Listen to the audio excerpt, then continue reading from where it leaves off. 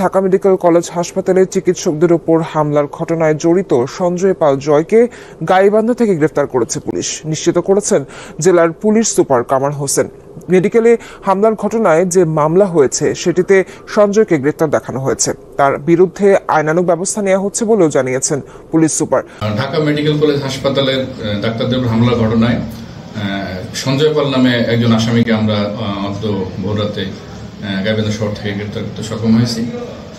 আইনি প্রক্রিয়ার মাধ্যমে আমরা শাহবাগ থানার পুলিশের নিকট হস্তান্তর করব। শনিবার ঢাকা মেডিকেলে চিকিৎসা অবহেলার অভিযোগ তুলে শিক্ষার্থীদের 50 থেকে 60 জনের একটি দল হাসপাতালে ঢুকে চিকিৎসকদের পেটানো সহ চালায় ভাঙচুর, যার জেরে উত্তপ্ত হয়ে ওঠে হাসপাতালের জরুরি বিভাগ।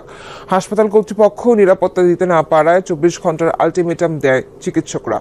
পরদিন সকাল 8টা থেকে ঢাকা মেডিকেলের ইমার্জেন্সি সহ সকল বিভাগের কার্যক্রম বন্ধ করে দেন চিকিৎসকরা। এতে ভোগান্তিতে পড়েন রোগীরা। দূর দূরান্ত থেকে আসা রোগীদের ফিরে যেতে হয় চিকিৎসা না পেয়ে।